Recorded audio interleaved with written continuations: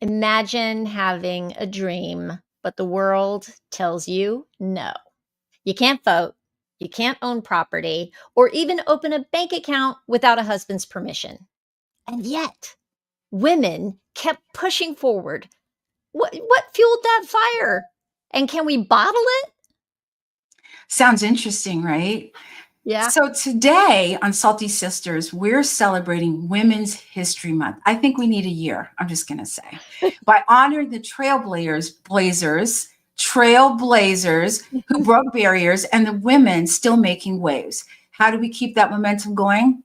Let's talk about it. Let's talk about it. So, Kat, can you introduce yourself for a second? Okay, in case y'all don't know, and you should, we are the Salty Sisters. And I'm the freaking fabulous Kat Corchado. I am a proud military veteran and the founder of Small Space Pilates, where I feel like everybody has the right to feel good in their body. And I'm also the sister of, her. Every time. I guess wrong every time. And I am Yvonne Marchese. I am an age agitator, and I do that as the host of the Late Bloomer Living podcast and the president of the Age Agitators Club for Women, where we are making waves as we age. Speaking of making waves and continuing to do so. So how did Women's History start, Kat? Oh, Women's History well, Month, I should say. let me tell you. Yeah. So Women's History Month started as a local celebration in Santa Rosa, California in 1978.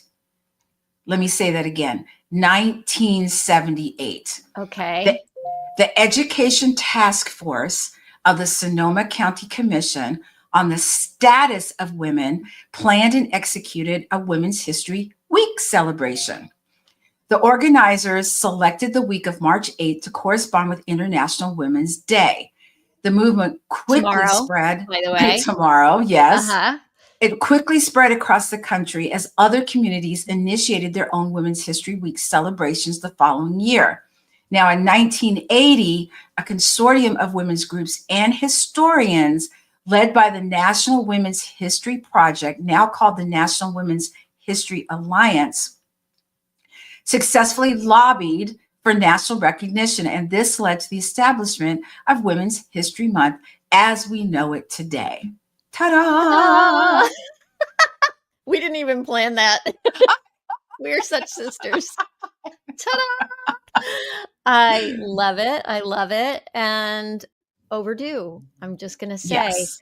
There's been a lot of little known or forgotten women's history, which we want to talk about today, is highlighting some of those women. And I know, Kat, that you have some women who you have drawn into, like you've put them on your list to talk about today, and they are related to I think what is a very deep connection for you, which is your military service. Yes. I just want to take a minute real quick. I'm going rogue here, Kat. Here's another one. Yeah. Go rogue. Go for it. I want to acknowledge that you are a trailblazer. So, because you taught me something that I didn't know, which is that only 1% of the U.S. population serves in the military. Yes. And what percentage of the U.S. military is women at this point? Do you have that number? I do not have that number, but I can look it up. But it's a smaller number, right? Yes. So, girl, you are like in the top, whatever, 0.3% of women. Well, I'm making that number up. But seriously, like 20 years in the Air Force, you wore that uniform, you served, and you showed up every day and made a difference for our country. And I want to thank you for that. Just to start off, because you are one of my heroes. Yvonne. Yeah. I think for me, it was just when someone tells me no, I'm like, oh, really? Well, watch this. When someone tells me I can't, I find a way to see if I can do it. If I can't, then I can't. But I try. And a lot of times when you try, a lot of times a window will open, a door will come open a little bit where you can step your foot through. And, I've never thought of myself as a trailblazer, but Adam thinks that we're both trailblazers. So thank you, Adam, for Hi, that. Adam. It's great to have you But here with us. I think any woman, and, for even starting a business, but doing something that's so different, and everyone's telling you it's not going to work, it's not going to work, and you find a way to make it work. And I want to thank Yvonne, because Yvonne was the person that gave me permission to play and to be able to take a disruptive moment, and I mean that in a good way. She calls it a disruptor, where you just stop everything and you color, you play jacks, you watch TV, you dance to music, you do something. So Yvonne, I want to thank you for that. You're welcome.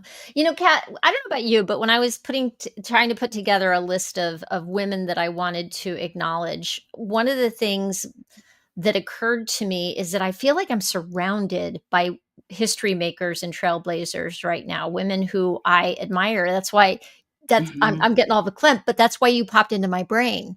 The people that are in our mastermind with us, the people that have Mhm. been on my podcast, um, are making a difference right here and now, 2025, Mhm. living their best lives and making a difference for other people in the world. And Mhm. who knows what that impact is going to be. But here we are, living, breathing people in the moment. And Mhm. who knows what legacy we leave behind. I think anybody who's ever been a mother, I'm just going to say right now, is somebody who has contributed to history. If Mhm. she is somebody who has loved on her kids, brought up her kids and really put some time into that, that gets overlooked big time. Yes. And I think I want to say that a lot of women are saying, oh, well, I'm not a trailblazer, but hear me out for a second. You don't know who's watching you. Mhm. And what I mean by that is there's a woman or a girl, she might be much younger, watching what you're doing. You could be influencing her to whatever it is you're doing, starting a business or get whatever that is, but you don't know who you're influencing. And so when people say, "Oh, I'm an influencer," and I'm like, "Okay." I'm not sure what that means, but to me influencing means when you influence, like you influence me, Yvonne, to start implementing a lot of these things that I want to put into my life that are fun, that are nice to do. It feels good to do them. So, just don't count yourself out because you don't know who's watching you. That's right. That's right. Don't count yourself out. Right. So I think what I want to do is talk about the women that have come up for us. Yvonne, would you like to go first? Yes, I would. Sure. So, one of the people that I found, this is a fascinating story, by the way. Phyllis Latour Doyle was her name. And she was a 23-year-old British secret agent. In May of 1944, she parachuted into occupied Normandy to gather intelligence on Nazi positions and helped the troops, the Allied troops, prepare for D-Day. She, hang on, let me find this. She sent 135 secret messages conveying Wow. invaluable information on Nazi troop positions, which was used to help the Allied forces prepare for the D-Day landings. Here's the really interesting thing. She did it with her knitting. Get out. How'd she do that? Her knitting. Well, one of the reasons that she was successful as a spy was because women were underestimated and overlooked. So that she used that as part of something that was working in her favor. She used her knitting, and let me find it. She said, "Here's a quote from her from when she didn't even tell her family about this until I think 15 years before she died." She died at the age of 102. She said, Whoa. I always carried knitting because my codes were on a piece of silk. I had about 2,000 that I could use. And when I used a code, I would just pin prick it to indicate it had gone. I don't know what that means exactly. But she says, I wrapped the piece of silk around a knitting needle and put it in a flat shoelace, which I used to tie my hair up. Coded messages took about a half hour to send, and the Germans could identify where a signal was sent from in an hour and a half. So she moved constantly to avoid detection. Right. Sometimes she stayed with Allied sympathizers, but she a lot of times had to sleep in forests and forage for food. 130. Wow. There was one time, one part of her story that's sticking with me is they have a like an example of this code sending machine that was in a hard imagine an old hard case suitcase. She got busted in on while she was in the middle of sending a code. Calmly closed the suitcase down and said that she told the German officer that she had scarlet fever, and he was like, "Ew," and left. A woman who can think on her feet. I love it. I love Right? it. I love it. Isn't that That's so insane? awesome. That's So awesome. crazy. I love Yeah. that. Yeah. I mean, there's so many women that that we'll never get to. I think every year we'll find other women, Yeah. and I love reading stories, of women that I had no clue about. So since you went the military way, I'm going to go a different way and go through sports. So sports is one, I did a blog and about, Women's History Month. And two of the things that are most near and dear to my heart, as you guys know, is being a veteran and being in sports and fitness. So my first woman that I want to highlight is Wilma Rudolph. Now, she was considered the fastest woman in the world in the 1960s and became the first American woman to win 3 gold medals in track and field during a single Olympic Games. It hadn't even been done by men, and she did it. Wow. And I just think that when we talk about these women, we can't forget some of these women who, yes, she was the fastest woman, but she was also African American. She was also a woman at a time when women in sports, who pays attention to that? And she made them pay attention by winning. And so who do Girl, you that's think? what it takes, right? That's what it takes. But think of the women she was influencing, the girls that were watching her. Mm-hmm. So I think it's just amazing that she had the tenacity. Because when I think of sports, I think of all the days that the stuff didn't work. You felt like you were so slow. You got into a meet and you did less than what you wanted, or you were hurt, think about all, we see the end result, standing on the podium with the medal and like, yeah, she's an Olympian. But think of all the days when it didn't go her way and she still got up, dusted herself off, and kept it moving. And that's what women do. That's what women do. We have a little pity party for a minute and then we're like, okay, done with that. Let me keep it going. I'm a full disclosure right here. I had a little pity party in my kitchen this morning. Full on. It's the way things I are don't call going it a in this pity world. party. I call it a full out temper tantrum. That's really what it was. Husband had to talk me down a little bit. I'm not going to say. He was like, I know what your next book is, The Angriest Woman in the World. I was like, I think you're onto something. Anyway, as you were talking about her and her accomplishments, I just want to acknowledge the existence, and I can't remember when it was brought into existence, was Title IX.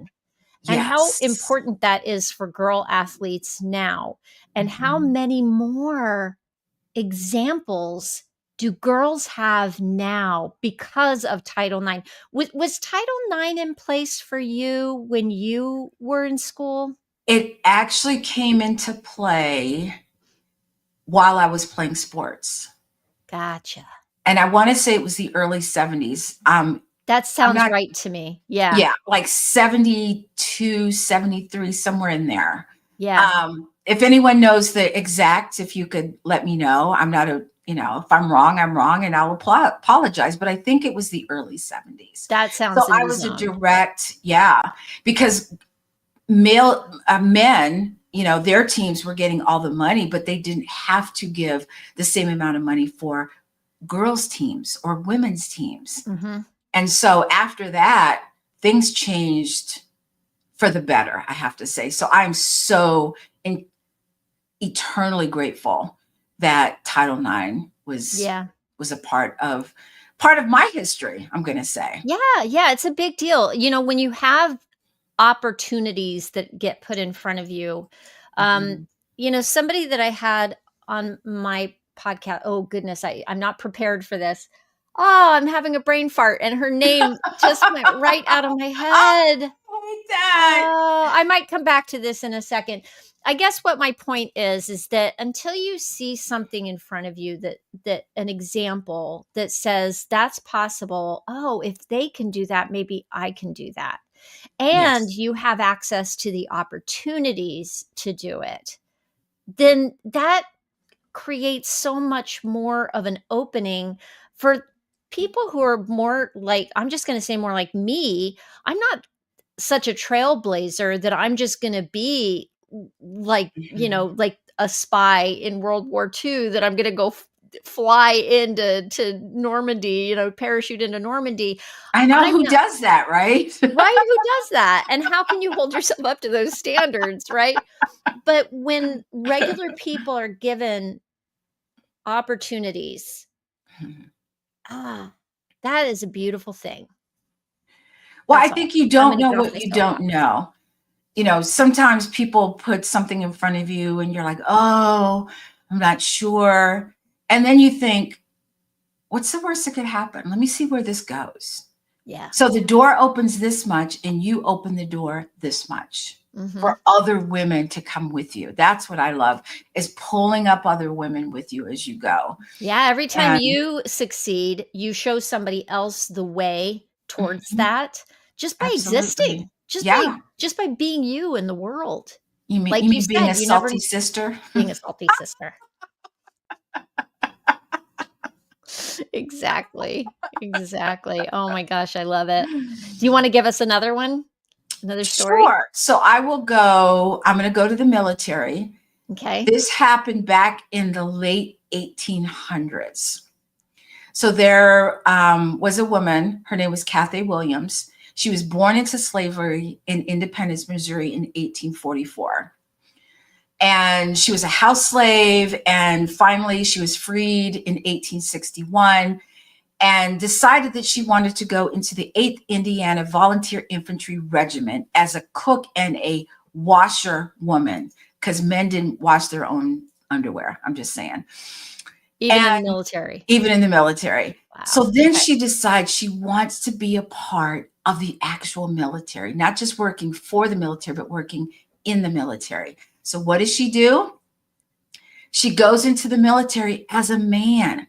She dresses as a man under the pseudonym William Cathay in 1866. And Wow. so think about this for a second. I mean, the physical challenges, how hard it must have been for her to keep her identity a secret. How do you even pee? Sorry, but right? That's a problem. That's well, I mean, we won't talk about the monthly secret thing. Right? I Yeah. mean, it just astounds me. And so she stayed in the military, and she was in for she was in for, I think, 2 years. And a doctor discovered that she was a woman, and she was shown out the door. She was discharged from the army. Now, Mhm. here's the thing that upsets me is the fact that she didn't get any pay, back pay. She didn't get anything. She couldn't even say she was part of the army. She couldn't even say she was a veteran, because women weren't allowed to be veterans, because they weren't allowed to be in the military. But this woman said, I'm going in. I don't care if I have to look and dress. I'm trying to think of how she changed her voice, you know, Yeah. Yeah. but apparently she did. So kudos to her, man. She wanted to do it and no one was going to stop her from doing it Yeah. except the doctor. Now, it doesn't go into, how can I say, detail of how the doctor found out or why she was in, to see the doctor, but the Yeah. doctor found out about her. Yeah. Mm. Mm-mm. I know. Wow, that's incredible. I know. I mean, how badly do you want something you say, I don't care. I'm going to do this one way or the other. I mean, what extremes are you willing to go through, Yeah. you know, to get to a endpoint? And I want to do this. What hurdles are you willing to climb over to get to that? So Because it's not going to be inspiring. easy. Yeah, very inspiring. Yeah. Adam Well, you says got that it Yvonne. reminds him of the movie Just One of the Guys and Yentl. Yeah, Yeah. yeah, Yeah. absolutely. Yeah. Holy cannoli. All I right, I got know. one for you. We're gonna branch over into the science field. Ooh, There's a It was hard to choose because there's a lot of there's so women much. who Yes, have there's so much. contributed to what we now know. But this was a cool story. Rosalind Franklin, she was born in 1920, died in 1958, was a British chemist and an X-ray crystallographer. No idea what that means, but It sounds cool though, it does, right? doesn't it? I'm a I'm like, what do you do? I'm crystallographer. a crystallographer. Yeah. And they So go, oh, cool. I don't know what that is, but fascinating. She managed to get herself to college, which would have been unusual at the time. It was she went to Newnham College in Cambridge in 1941, graduated with a degree in natural sciences. She earned her PhD in physical chemistry from Cambridge in 1945, was focusing on the microstructures of coal and graphite. Um, After working in Paris and honing her X-ray crystallography skills, she joined King's College in London in 1951, and that's where she Mhm. made significant discoveries about DNA and was a massive contributor to the idea of the DNA helix. Felix, yeah. And so for years, her role in the discovery of DNA structure was underappreciated, go figure. But recent evidence, including previously overlooked documents, suggests that she was an equal member of a quartet who solved the double helix, along with James Watson, Francis Crick, and Maurice Mhm. Wilkins. And just amazing, besides her work on DNA, she also conducted important work on the structures of viruses, Mhm. and particularly the polio virus. That's a So, trailblazer. right? Yeah. Amazing. So she made really lasting Mhm. contributions to science and biology in ways that, have just been overlooked, Overlooked. I under think talked about. Let's say under yeah, talked under about. talked, yes, or maybe not even known, Mhm. because we don't read books anymore. I do. I still do. But I think one of the things that I find when I talk to certain people, and they always talk about, the standards. Like even when I was in the military and women in combat, they're like, oh, we got to keep up the standards. You know what I think? I think women raise the bar. The bar's here. The women go surpass the bar to here. Now the men have to keep up. Okay. Okay, so it's making me think of a story that you told last year, I think, which was the male, how the women, how Oh, the 6 888. the 688, and Yes. I know there's a movie about it now, which Mhm, hooray, I don't know if it was any mhm, good, I did not get to see it, but, um, an amazing story, and yay, they finally made a movie about these women, but you mhm. know the history here, I'm putting you on the spot, I Kat. do. Oh, I guess you are. So I think it was during COVID, and there was an article that I read on my phone about how the women of the 6 888 were denied a congressional gold medal. And I was like, wait, what? Women denied? Hello, let me read this. So apparently it was during these women, let me say this first, they are considered heroes in keeping up the morale in World War II. So imagine for a moment, if you can, that you are thousands of miles away in another country. You're fighting for your country in another country. You are not, now keep in mind, there were no phones, there's no email, there's no internet. The only connection you have to your home, to your people, is mail. Now imagine you've gone 2 to 3 years with no information from your family, no letters, nothing. So several regiments had come in prior. They don't say whether they were male or female. They just said several regiments had come in and could not, how can I say this? There was like a They couldn't male do the mission. backlog, right? There was like a It was two to backlog three of the years. male. It was 2 to 3 years of mail. They went and they gave it to these women who were a minority. They were all, they say they were all Black, but there were minority women of pretty much in there. Mm-hmm. And they, the leader kept saying, and I forget her name, she kept saying, we're ready. We need a job. We're just sitting here training for no reason. So they gave, and this is my opinion, this isn't in the books anywhere. I don't even know if it's in the movie. They gave these women this huge undertaking, hoping that they would not succeed. An impossible task. They gave them 6 Impossible months. task. They gave them 6 months. You've got 6 months. Not only did they complete the task, they did it in 3 months. 3. Now, 2 to 3 years of male backlog that nobody else could fix, and they fixed it in 3 months. They did back-to-back 12-hour shifts for 3 months and sorted all of that mail. Now, here's the part that gets to me, okay, is the fact that these women saved the morale of all the soldiers that were, think of World War II now, think of it. Yeah. Of what was happening during that time. And they were denied, I believe, twice. For whatever reason, I don't know. Yes, they did. Okay. But I do believe that the last living member of that regiment had died during the making of the movie. I believe. Don't hold me to that, but I think I read that somewhere. Wow. Yeah. Wow. So imagine going over to a different country, number one. Number two, you are a minority, which, you think in another country that maybe you'd be accepted. Oh, no. Mm-hmm. Being disrespected by higher ups, anyone in the military, men in particular, and even other women. Yeah. Because first of all, they're women. First of all, it's a regiment of women. Yes. So number one, there you go. And then it's a regiment of minority women. Yes. So, yeah. Yeah.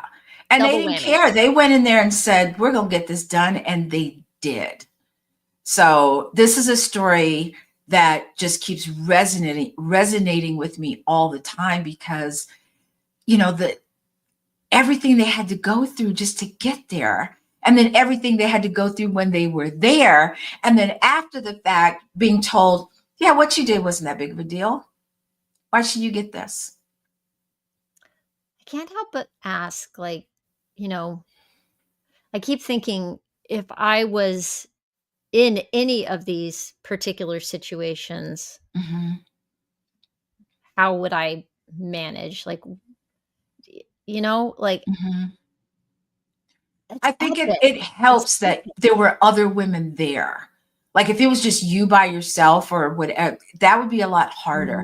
But as a group, you have a voice. And there's one part in the movie, and I'm not going to tell you, where, let's just say, I don't know if this happened, but it's in the movie, where she pretty much tells an officer where they can go and how they can get there.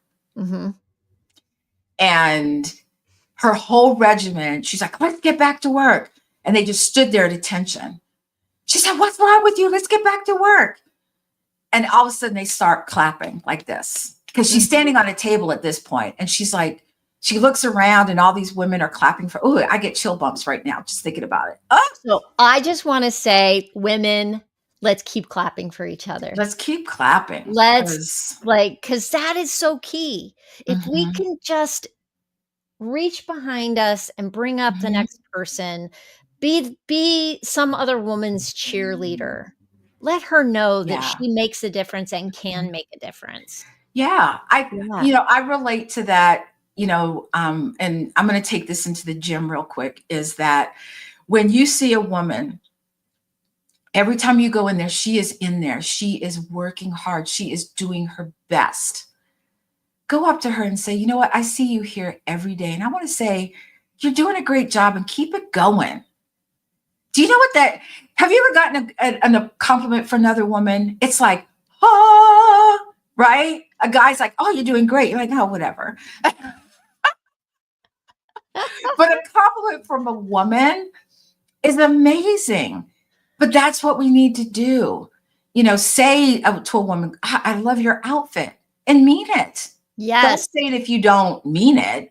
No, But, I made friends with this woman, actually. She ended up giving me her card and her phone number when I went out to dinner on Friday night with John, because I sat down and I looked over at her and she had on these great glasses, and then I mhm, realized that, like, whatever else she was wearing, she looked great, mhm, and she's an older woman, and how often do older women get mhm. compliments? You know? Yeah, So exactly. when I see something and when I see somebody and they, look awesome to me, or they've done Mhm. something that I wanna let them know, "Hey, I see you." Yeah. You know? Yes. And because told her, "I like your glasses," she looked over at me, she's like, "I like your glasses," because I had on my red glasses, I was like, "Well, thank you," Yeah. and, it started like a whole thing. We both realized we're Yeah. both from Texas and, you know, have a deep love of Mexican food, and Isn't that amazing though? All you started off was with the compliment, yeah. And I think we need to do that more often, for if nothing else than for each other. Because it takes a confident woman to tell another woman, to give another woman a compliment, I believe. Mhm. If you're comfortable in who you are as a person, I can compliment women all day long. I have no qualms about it. Yeah. Because, if you work that hard to put an outfit together that's banging, I'm gonna tell you about it. I'm gonna be like, girl, you look good. I'm just gonna say you look good. So Yeah. And I wanna say too, be the person who talks other women up when they're not in the room. yes. You know? Yes. Talk up the women around you who are making a Mhm. difference, and let's let's keep the buoyancy going. Tell the Yeah. stories. Tell the Yeah. stories of badass women Yes.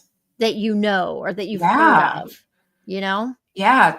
Saying I need to take you and meet this woman. I had there Connect was a them. Ooh, yeah, that's another good idea. Yes. yeah. Mentor them. Yeah, absolutely. Yeah. I think one of the best things I heard was a woman who said that her daughter wanted to be a doctor, and her mom admired her, what do you call, general practitioner? I guess that's what you call them now. And she took her daughter to the general practitioner, who was female, and her daughter was asking all these questions, and her mom was a little embarrassed. And so the doctor said, hey, we have some kind of thing where a child can, go with you on your rounds and stuff, as long as it's, appropriate. Would you like to do that? And she was over the moon about how far do you think that went with that little girl? I Amazing. think she was like 10. Yeah. So, when you do things like that, you have no idea what your child is capable of when you do things like that. No idea. I love this. Adam put a comment in, said Dolly Parton and Debbie Gibson are bad A's. They've been standing up to men for decades. Yes, they have. I love some Dolly. I just do. Yeah. She's so real, and she's just like, And I don't gracious. care. How And does she do it and always come yeah, off as just gracious and I funny, know. and That's just, she's ugh, just she's good on her feet, man. she is good on her feet. Yeah. I want to, did you want to go next, or I've got another one lined up? Well, I just have to say, Adam just sparked something for me. I'm going rogue again. Adam just sparked something for me because he, in the mention of Dolly Parton, I was thinking of her interview with Barbara Walters, and Barbara was like, "So why do you dress like this? Why do you don't have to. You're talented, you're Mhm. successful. What is this?" And it was a very, like, side eye, kind of judgmental from another woman, like Mhm. implying that you look trashy. Mhm. And I think Dolly's thing wa I can't remember exactly what her response was. I know she's famous for saying something like, "It costs a lot of money to look this trashy," you know, I I know, I but know. it was something like that, and the way she came back was both gracious and a good Mhm. solid answer back to Barbara Walters, you know? Oh, yeah. So, she not only stands up to men, but she was Mhm. standing up to another woman who was throwing a little bit of Mhm. shade right in the middle of a public Absolutely. interview, you Yeah. know? Yeah, you gotta know how to she's really good at tiptoeing around that and still keeping her graciousness and still being Dolly, Mhm, and I love mhm. that. Adam also talked about Tina Turner Mm, was, oh man, yeah. what she had to go through and standing up to someone who at one time loved, someone she was married to, and leaving, not knowing what was next for her, and having the best career, even with her husband, even more so than with her husband, than she ever dreamed of. Yep, yep. So, Revenge. Tina, Success is the best revenge, and Adam put the quote mhm. in for me, "It costs a lot of money to look this cheap."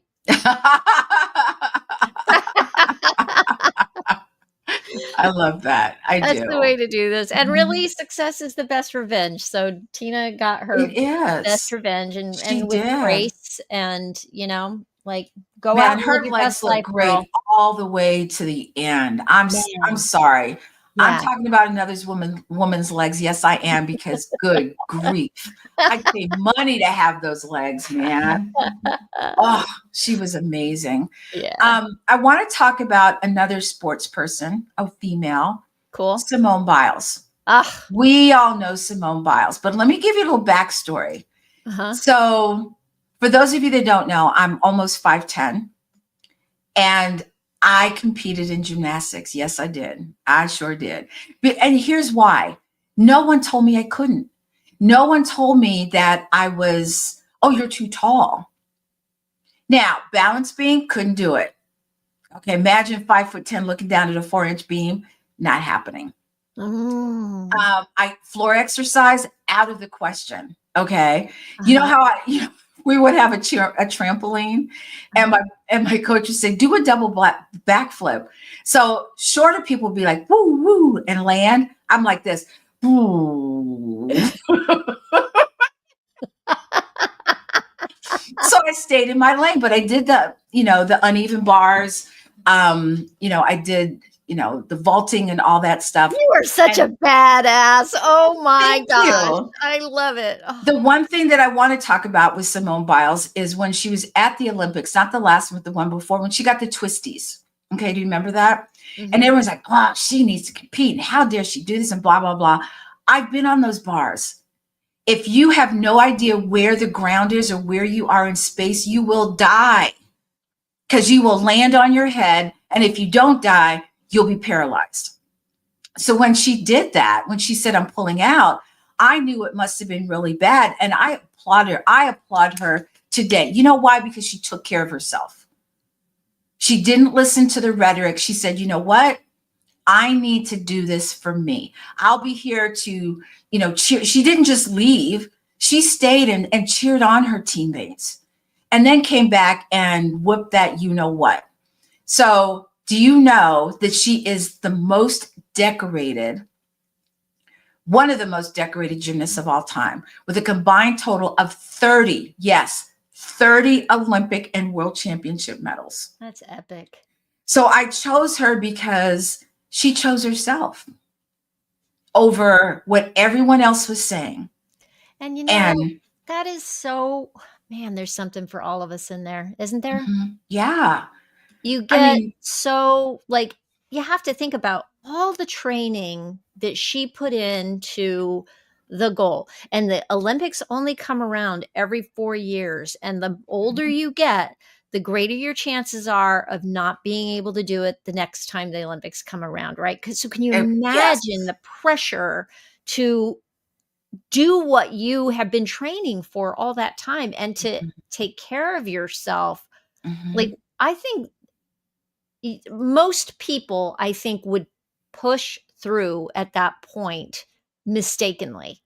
Yes. And that's something to think about if you are running your own business. If you've Mhm. really put energy into something, you may come up against a wall and have to take a detour for yourself, for your health, or for Yeah. any reason.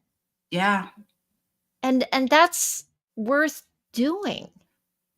Well, I mean, even after they left that Olympics, and she went home and she seriously thought out if she wanted to keep doing this, and obviously she did. Yeah. But she realized that she wasn't taking care of her mental health. She wasn't taking care of her. Mhm. Other people were probably taking care of her, but not the way she needed. It's easy to say, "Oh, just this once, you can do this," blah blah blah. But how much, I don't know, fortitude, I guess is the word, where people are like in your ear like this, and you say, "Nope, I'm not going to do it. I'm not going to put my life on the line because you think I should." So I Oh, have the utmost respect for her for doing that. absolutely. Yeah. Okay, so I'm gonna say we're coming up, we're pretty far into our time Mhm. here, and there's Mhm. been a few things that we've talked about that have I just wanna kind of come back to them. The idea of being in community with other women so that you can go forward together, Mhm. and cheer and support each other on. So supporting other women, being that kind of woman who brings other women up with you, Yes. um, and taking care of yourself. Those are like 3 things: Mhm. community, cheerleading, and and maybe Self-care. those 2 are really closely tied together, aren't they? But self-care, and Mhm. I think so often women feel like it's a selfish move, or, Mhm. they see it as failure to step back and take a break, when it's Mhm. really maybe just taking a pause moment to take care of yourself and refill so that Your you can go cup. forward, Yeah. you know? Absolutely. I Yeah. think when you think of self-care, and I've really implemented a lot of things during this year already, and it makes you a better friend to yourself, because once you start doing it, you're like, "Oh, this feels good. Maybe I should do this all the time." Makes Mhm. you a better mother, a better friend, a better spouse, a better coworker, because it's like filling up your own cup. You've got to fill up your own cup first before you can pour. How are Yeah. you going to pour tea and there's no water in the kettle? Ain't happening. It ain't happening. Nope. So start to all those things that we've talked about, and other shows, all of that self-care stuff. And they're like, yeah, yeah, yeah. Okay, I get it, but now it's time to do it. It's time to put it in play, because we're in for a bumpy ride, and you need to start taking care of yourself. Cat Corchado is laying down the law, people. I Do you said it. hear that? You gotta listen to her because she knows.